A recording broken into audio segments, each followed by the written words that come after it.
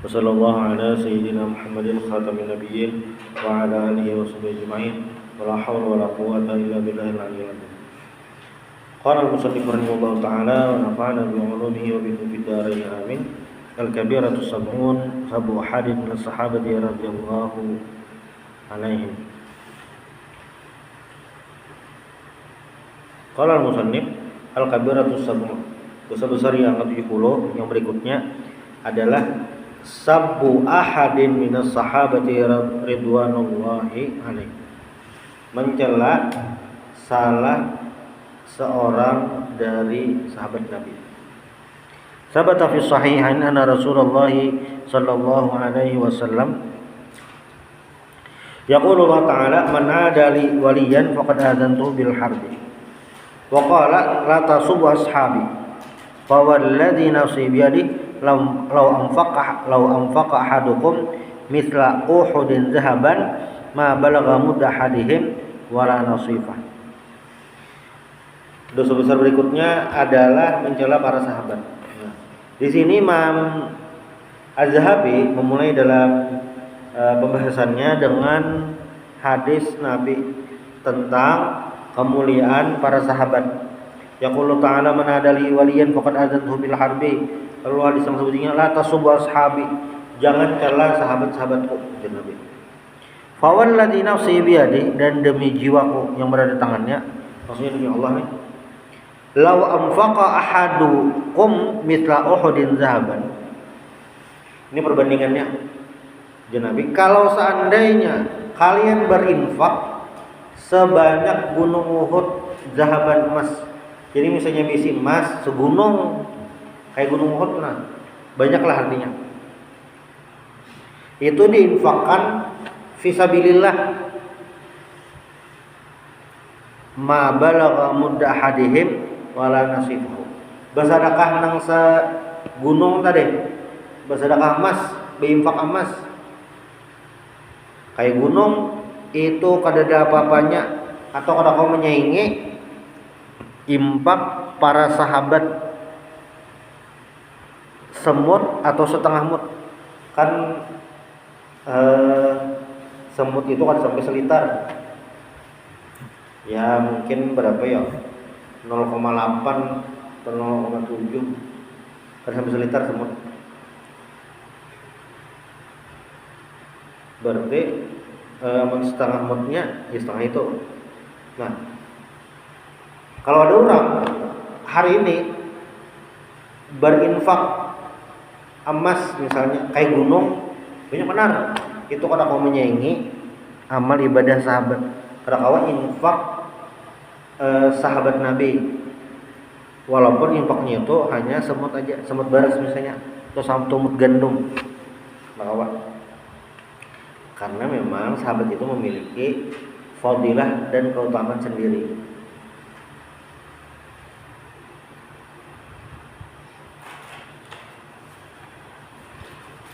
Wa inna ma yu'rafu fadailus sahabati radhiyallahu anhum min tadabburi ahwalihim wa siyarihim wa atharihim fi hayati Rasulillah sallallahu alaihi wasallam wa ba'da mautihi minal musabaqah ilal iman wal mujahadah lil kufar wa nasyriddin bi izhari syairil Islam wa ilai kalimatillahi wa rasulih wa ta'limi faraid wa sunani walau lahum ma wasala ilaina min ad-din aslun wala far'un wala alimna minal faraidi was sunani sunnatan wala fardan wala alimna minal hadits wal akhbari syai'an. Pertanyaannya lah, kenapa jadi sahabat itu begitu istimewa? Kenapa? Nah, wa inna ma yu'rafu fadailus sahabat radhiyallahu anhum. Maka dikenal keutamaan para sahabat radhiyallahu anhum itu adalah min tadabburi ahwalihim wa sirrihim wa atharihim fi hayati Rasulillah sallallahu alaihi wasallam. Keadaan Abu Sidin itu waktu Nabi hidup. Kenapa para sahabat itu dipuji? Karena Abu Sidin waktu hidup itu berkhidmah melayani Rasulullah sallallahu alaihi wasallam. Peran-perannya tuh di zaman Rasulullah itu luar biasa. Dan sesudah Nabi meninggal, mereka juga tetap al-musabaqah ilal iman, berlomba-lomba dalam keimanan, banyak-banyakan ibadah. Itu sahabat. Minal musabaqah ilal iman wal mujahadal kufar, dan berjihad melawan orang kufar. Wa nasyriddin, menyebarkan agama, wa izhari syairil Islam, dan menampakkan syiar-syiar Islam. Wa ila'i kalimatillah wa rasulih, dan meninggikan kalimat Allah. Wa ta'limi faraidihi wa sunanihi, dan mengajarkan yang fardu dan yang sunat. Sebagai perbandingan atau bayangan lah, perbandingan untuk dibayangkan. Sahabat itu apakah manusia? Iya, manusia sama kayak kita, karena beda.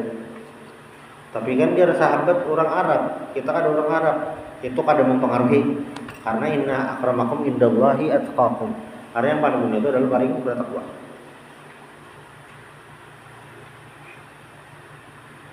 Jadi sahabat itu, para sahabat memiliki keistimewaan karena manusia itu berlomba-lomba dalam kebaikan.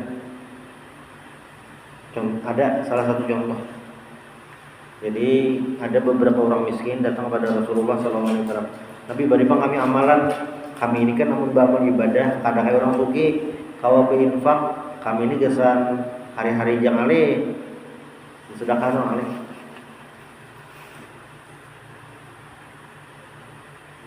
Nah, lalu apa ngarannya nih? Orang miskin ini kan minta tips lawan Nabi supaya kawa banyak pahala. Ya, kada kawa kayak orang sugih berinfak. Apa supaya ibarat misalnya orang sugih itu di sini lapalnya, nah ini kayak sama aja. Lalu jar Nabi baca sesudah sembahyang tasbih 33 kali, alhamdulillah hamdalah 33 kali, takbir 33 kali. Dah, berikan. Lalu beberapa waktu kemudian datang lagi Nabi yang pian bari semua, alhamdulillah kami mengamalkan yang menggawi, alhamdulillah. Tapi sekalinya orang sugih umpatan juga membaca, berarti sama pulang kami nih. Nah, jawaban Nabi apa? Zalika fadlullah yu'tihi man yasha. Itu adalah karunia Allah yang Allah berikan bagi yang dikehendaki Allah. Ini duit kededa, miskin, tapi hendak tetap musabaqah ilal khairat, musabaqah ilal iman. Sesemangat itu aja. Belum lagi yang orang-orang yang ditagur Nabi. Jadi kan bertiga ini datang ke Nabi. Yang saikong kepada ulun ya Rasulullah kada kawin beribadah aja. Yang kedua, ya Rasulullah ulun puasa terus setiap hari puasa. Yang saikong ya Rasulullah apa ngarannya nih? Ulun kada guring. Yang pertama kada guring, yang kedua puasa terus, yang ketiga kada kawin. Yang pertama tadi kada guring, pokoknya semalaman beribadah aja. Yang kedua puasa aja 9 tahun. Yang ketiga kada kawin beribadah aja. Nah, lalu jawaban Nabi apa? Faman raghiba an sunnati falaysa minni. Siapa yang benci terhadap sunnahku maka bukan kelompokku. Nah, cuma di sini adalah para sahabat itu, orang-orang di zaman Rasulullah itu semangat gak beribadah sampai over dosis itu yang ditegur Nabi. Ada juga cuplikan yang mana Sayyidina Abu Bakar dan Umar kebanyakan infak. Soalnya kebanyakan Sayyidina Abu Bakar, karena Abu Bakar itu wani infak sebenarnya harta sidin.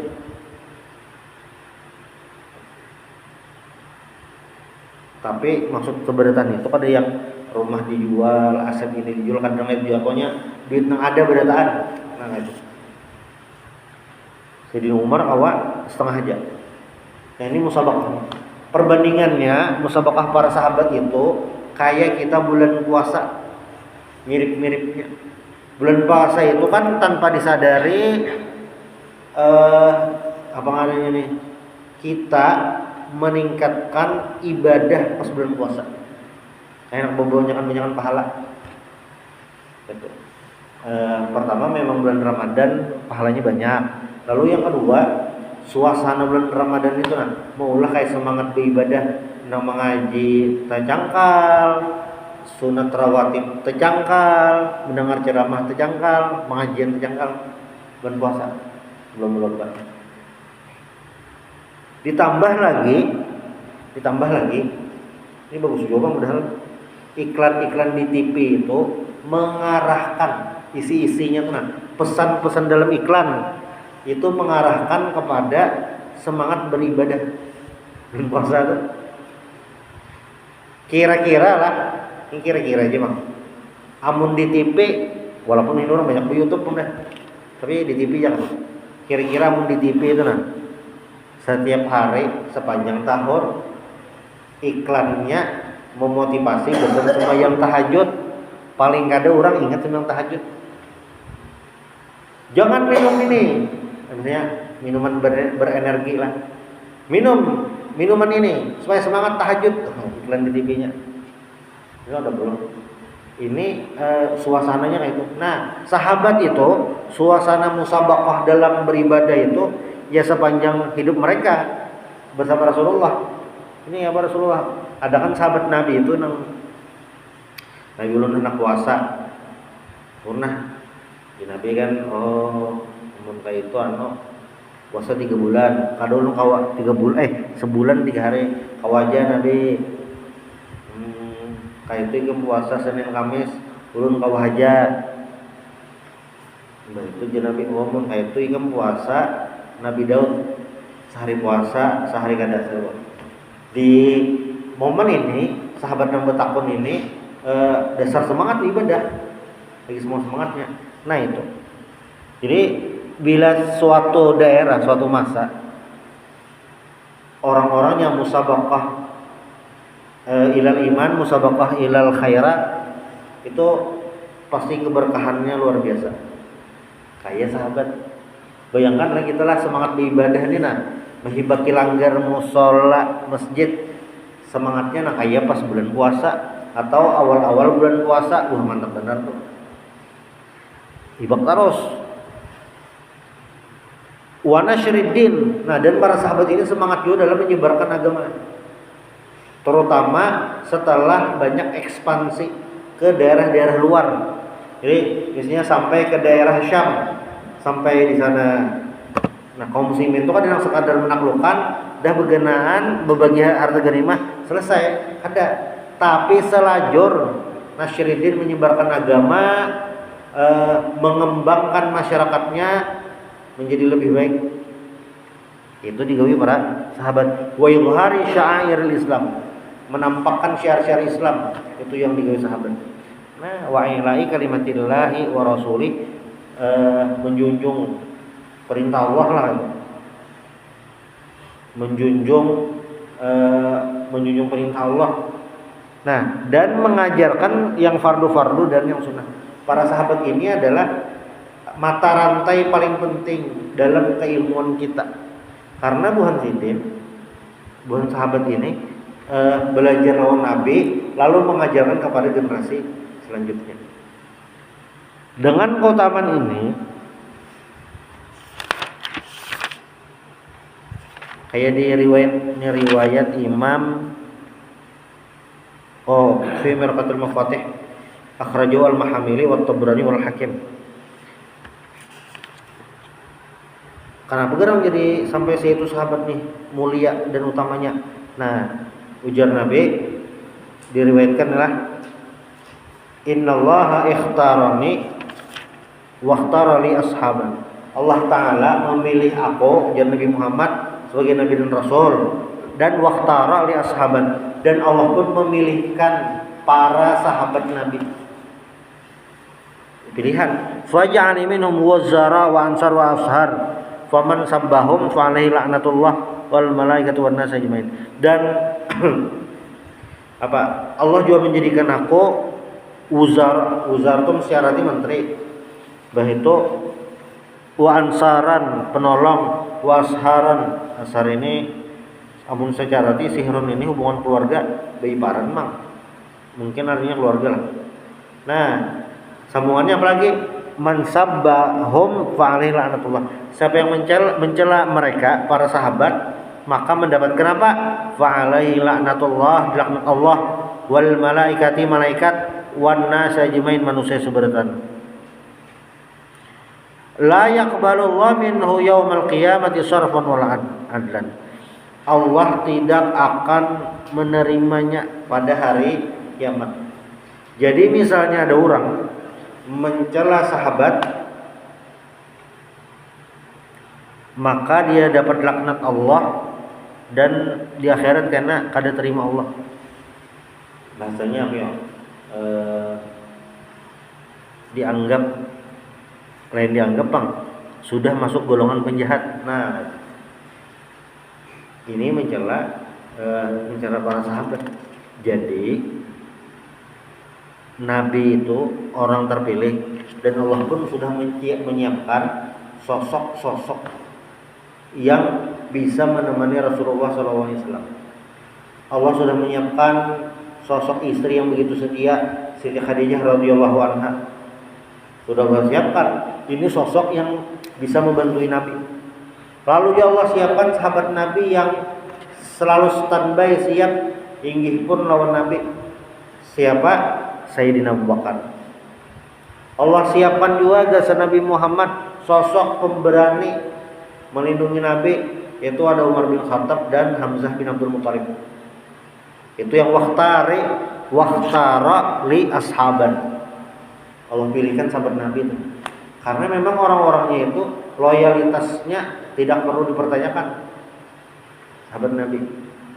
Ya Nabi, ayo berangkat, samena wa ta'na. Ada kali-kali.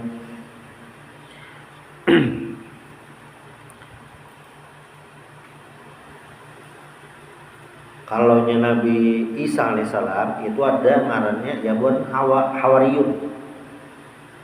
Nabi Isa itu bisi pengikut setia ngarannya Hawariyun. Itu Nabi Isa. Jadi dalam setiap apa ngarannya nih? Tokoh-tokoh penakluk, tokoh-tokoh luar biasa itu selalu dikelilingi oleh orang-orang yang semangat yang sama. Itu siapa aja itu? Ada sosok-sosok yang menemani, mengelilinginya, membantui untuk mencapai tujuan. Nah, Nabi Muhammad ini Allah pilihkan para sahabat untuk menunjang dakwah ini. Ada tipenya kayak Utsman bin Affan, Allah siapkan. Apa Utsman bin Affan ini lebih terkenal sebagai seorang yang dermawan, banyak berinfak fi sabilillah. Si Utsman bin Affan. Makanya faman sabbahum, siapa mencela mereka, fa alaihi laknatullah wal malaikatu wan nas ajmain.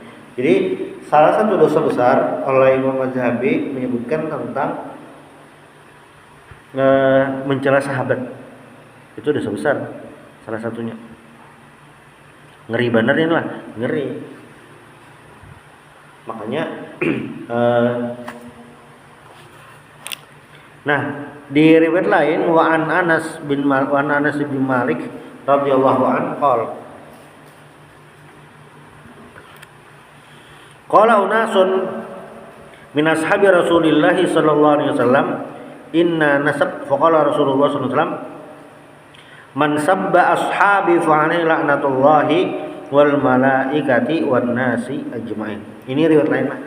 Jadi ulama itu yang bujuran ulama, amun ada kasus inilah ayat Al-Qur'an, hadis Nabi itu seberataan dikumpulkan sebanyak-banyaknya, hanya ditarik kesimpulan hukumnya apa.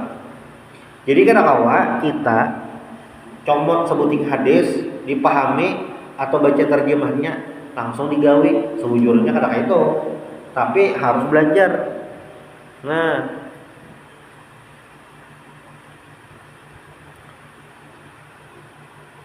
makanya tentang celaan kepada sahabat ini dosa, musannif Imam Az-Zahabi mengumpulkan beberapa hadis sehingga bisa disimpulkan bahwasanya sabus sahabat mencela sahabat minal kabair, salah satu dosa besar.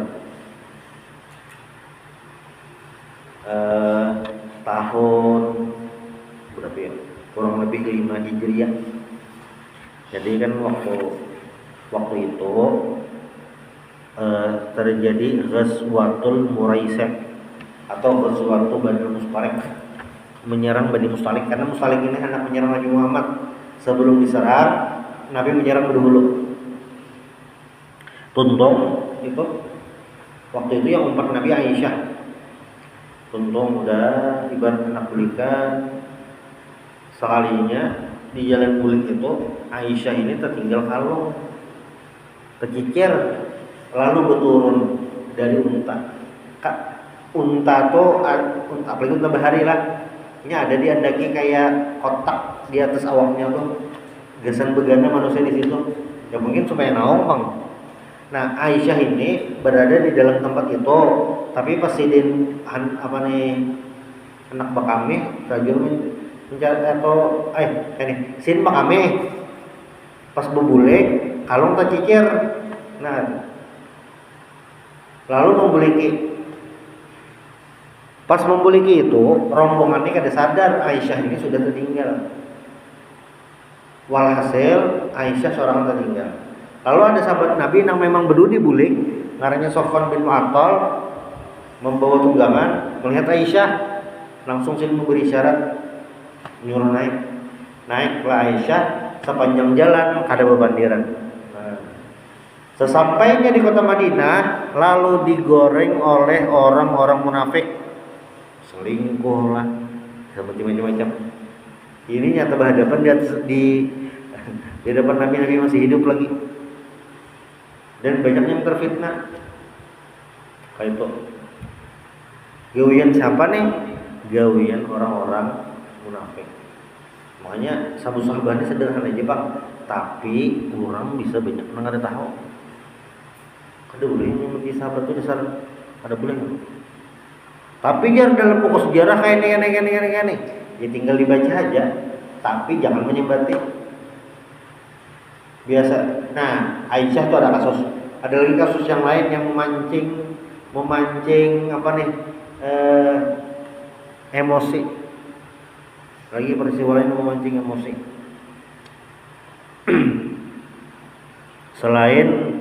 Selain peristiwa Aisyah tadi, peristiwa apa? Peristiwa perang sifil antara Sayyidina Ali dan Muawiyah. Ada juga perang Jamal antara Ali lawan Sayyidatuna Aisyah radhiyallahu anha. Kalau salah membaca buku, kalau kada paham kisahnya, kada melihat dari kacamata yang jernih, maka bisa menyembati Sayyidina Muawiyah bin Abi Sufyan. Tapi biar di fakta sejarah kan kayak itu. Yang penting jangan menyembati. Nah itu banyak tuh yang kan kisahnya tuh kayak ini efeknya tuh kan Sayyidina Ali meninggal, Muawiyah ini sebagai keluarga hendak supaya pembunuh Sayyidina Utsman ini langsung ditindak. Jar Sayyidina Ali itu kayak ini, jangan kita merapiakan, kan Sayyidina Utsman meninggal, terpilihlah khalifah Sayyidina Ali. Ketika Muawiyah meminta lakasi eksekusinya pembunuh Sayyidina Utsman, jar Ali kayaknya dulu hadangi Utsman, matur strategi dulu itu. Selisih lah. Belum lagi yang lain akhirnya pecah perang saudara.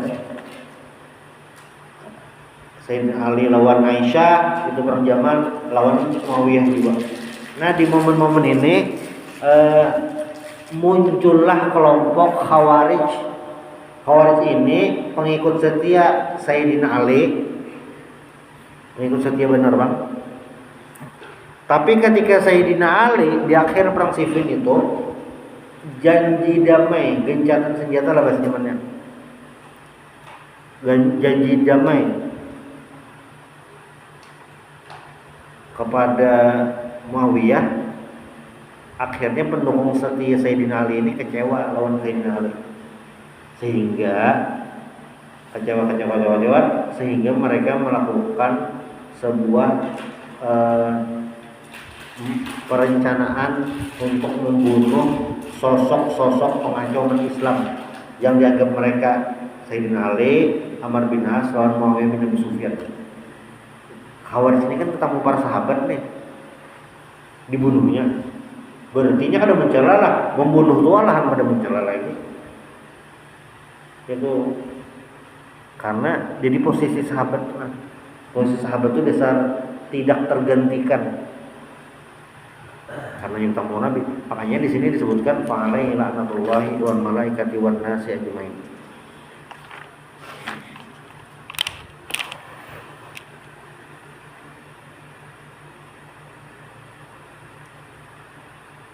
Wa Ibnu Mas'udin, ini riwayat yang lain lagi dari Al-Haythami. Wa Ibnu Mas'udin radhiyallahu anhu qala Rasulullah sallallahu alaihi wasallam idza